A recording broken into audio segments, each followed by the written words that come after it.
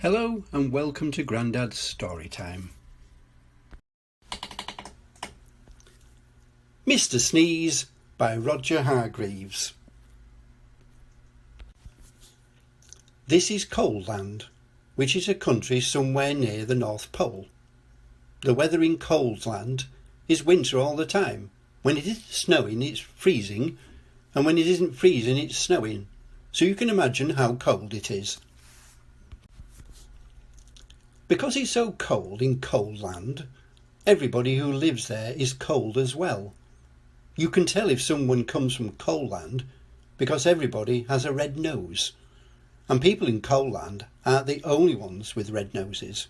In Coldland you can see red-nosed dogs chasing red-nosed cats, chasing red-nosed mice. In Coldland you can even see red-nosed elephants. And what you hear most of the time in Coldland is a noise that sounds like this. The sound of a sneeze is very common indeed in Coldland, which is not very surprising, is it? This is the story of Mr. Sneeze, who lived in a small snow-covered cottage in Shivertown, the capital of Coldland. Every morning Mr. Sneeze woke up, sneezed, got up, sneezed, got dressed, sneezed, went downstairs, sneezed, ate his breakfast, sneezed, and went to work, still sneezing. I don't like this sneezing all the time, he thought to himself every day, until one day he decided to leave Coldland and try to find a cure for his sneezes. So that very same day, Mr. Sneeze packed the things he needed for his journey, mainly handkerchiefs, sneezed, locked his front door, sneezed, and set off. He walked and sneezed and walked his way across Coldland, and then he sneezed and walked and sneezed for days and days until Coldland was far behind.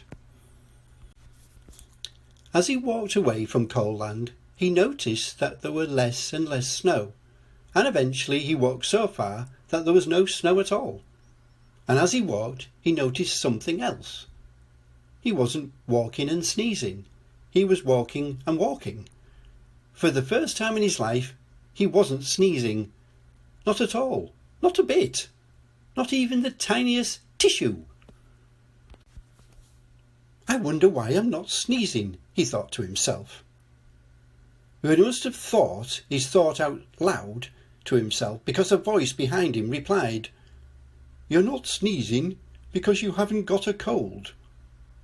Mr. Sneeze jumped, turned, and there behind him stood a wise old wizard. "What's a cold?" asked Mr. Sneeze.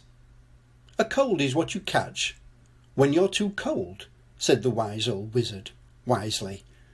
"Oh," said Mr. Sneeze, "but I come from a country called Coldland, where everybody is too cold all the time." "Nonsense," snorted the wizard.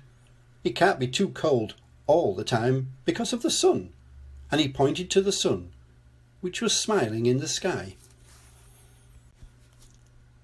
"But we don't have any sun in Coldland," said Mr. Sneeze. "No sun?" exclaimed the wizard. "How extremely extraordinary. We'd better do something about that then, hadn't we?" "Yes," agreed Mr. Sneeze, not quite knowing what the wizard was talking about. "How far away is this place called Coldland?" asked the wizard. "Oh, it's miles and miles and miles away," replied Mr. Sneeze. "In which direction?" asked the wizard. Mr. Sneeze pointed. "Shouldn't take long," said the wizard, who then waved his wand and muttered some magical words, which would be magic if they were told you what they were. Whatever those magic words were, they worked. Before you could say sneeze, both the wizard and Mr. Sneeze were transported to Shivertown, which you remember is the capital of Coldland. As usual, it was snowing. "I say, this is a cold, gloomy place," said the wizard. "Achoo!" replied Mr. Sneeze, who had started sneezing again. Coalland certainly needs some sunshine," said the wizard, "and that's going to take some rather special magic." "Please hurry up," said Mr. Sneeze, who was rapidly turning into a snowman. "Now," said the wizard, ignoring him, "I'm going to say some magic words, and I want you to sneeze 3 times immediately afterwards." The wise old wizard then held up his magic wand and muttered some more magic words, which again wouldn't be magic if I told you what they were. "A tissue! A tissue! A tissue!" sneezed Mr. Sneeze. Then quite suddenly, as if by magic, which indeed it was, the sun came out from behind the big black clouds, and it stopped snowing. "There now," said the wizard, "that should stop the sneezing." And then, after muttering some more magic words, and without even waiting to say goodbye, he disappeared. Mr. Sneeze stood there in the sunshine, watching the snow begin to melt.